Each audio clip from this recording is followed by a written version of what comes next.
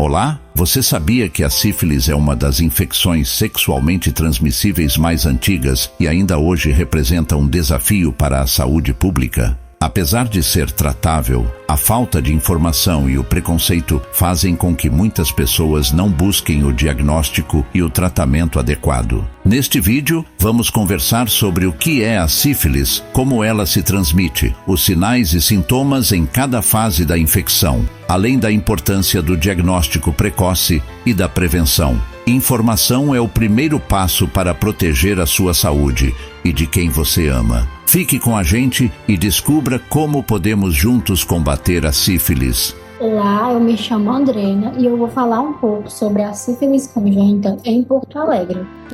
A gente escolheu esse tema por conta que, segundo o Ministério da Saúde, Porto Alegre está em primeiro lugar no ranking das capitais com maior número de casos novos de sífilis congênita por ano. Porto Alegre também está em segundo lugar em sífilis congênita em gestantes e em 11º lugar de detecção de sífilis adquirida.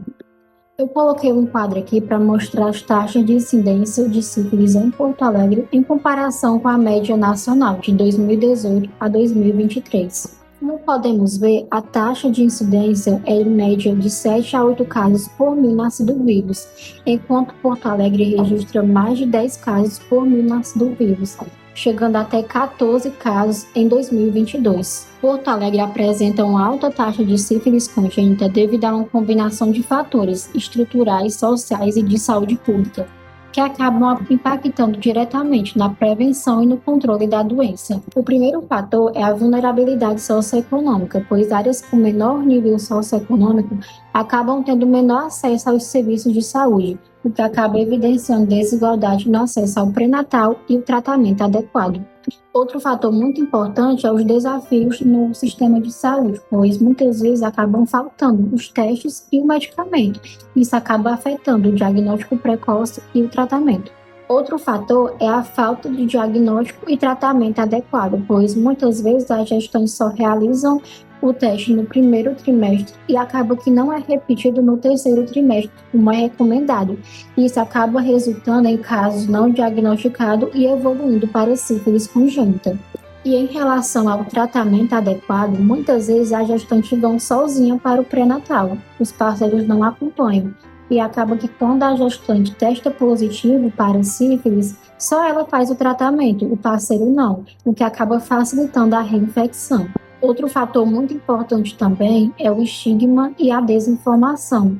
A gente sabe que existe muito estigma em relação às infecções sexualmente transmissíveis, o que acaba levando a pessoa a ter medo de buscar um diagnóstico e um tratamento adequado. A falta de conhecimento sobre a importância do tratamento precoce e a forma de transmissão acabam afetando a conscientização e a busca por cuidados médicos. O último fator é os desafios da notificação e vigilância epidemiológica, pois, apesar de um sistema de notificação ativo, ainda existem muitas falhas na coleta e no registro dos dados epidemiológicos. Porto Alegre tem implementado várias ações para controlar e reduzir o nível de incidência de sífilis congênita, como, por exemplo, campanhas de conscientização e educação em saúde, capacitação profissional e parceria com organizações não governamentais para ampliar o alcance das ações de prevenção.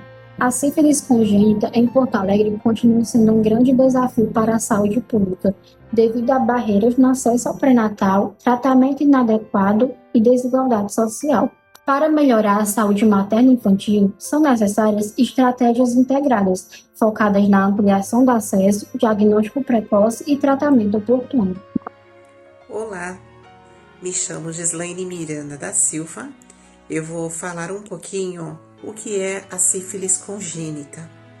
É uma infecção transmitida da mãe para o feto durante a gestação ou no momento do parto, causada por uma bactéria chamada Troponema palladium, o mesmo agente que provoca a sífilis em adulto. Essa transmissão ocorre principalmente se a mãe não for tratada adequadamente durante a gravidez, ou se o tratamento for insuficiente ou tratada tardiamente. A infecção ela pode resultar em complicações graves para o bebê, como aborto espontâneo, morte fetal, prematuridade ou variedade de problemas congênitos. Olá, me chamo Maria Vanessa da Silva, sou acadêmica de enfermagem e hoje vim falar um pouco sobre os sinais e sintomas da sífilis. A sífilis é uma infecção sexualmente transmissível, causada pela bactéria Trepodemo, e ela se manifesta em 3 estágios. E cada estágio ela se manifesta diferente, como estágio primário, estágio secundário e estágio terciário. O estágio primário geralmente é uma ferida indolor, bem pequena, indolor, que aparece onde a bactéria entrou, como no pênis, no ânus, boca. Esses são os lugares mais comuns dela aparecer. E ela é uma ferida bem pequena, dura e com bordas bem definidas. A sífilis secundária, ela geralmente aparece em manchas vermelhas ou marrons e em diversas partes do corpo. E vai aparecer algumas manchas nas palmas da mão, nas plantas dos pés. Vai sentir sintomas de mal-estar, como dores de cabeça, febre, queda de cabelo também. Esses aqui são os sintomas da sífilis secundária. E da terciária é o que? Surgimentos de lesões nos órgãos internos, como no coração, sistema nervoso, problema neurológico, dificuldade de coordenar movimentos e perdas de memória e demência. Esses são os três estágios da sífilis.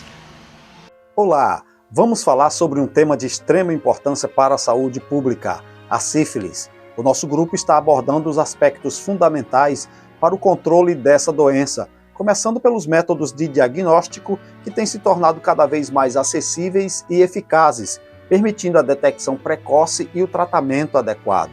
Além disso, discutiremos também as opções de tratamento disponíveis, enfatizando que, quando diagnosticada e tratada a tempo, a sífilis é uma doença curável. Vamos falar então sobre o diagnóstico. O que é que nós temos? Nós temos 4 tipos de diagnósticos.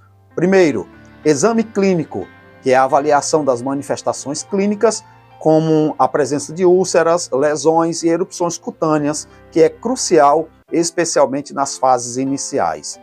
Segundo, nós temos os testes sorológicos, dentre eles, testes não treponêmicos, o VDRL, o RPR, que são usados para triagem e acompanhamento. Estes testes, eles medem a atividade da doença e permitem observar a resposta ao tratamento. Também temos os testes treponêmicos, o VTA, ABS, TPHA e o ELISA, que são específicos para sífilis e geralmente permanecem positivos após a infecção, o que vai servir para confirmar o diagnóstico. Terceiro, exame direto. Em alguns casos, é possível detectar o treponema pallidum em lesões primárias por métodos como a microscopia de campo escuro.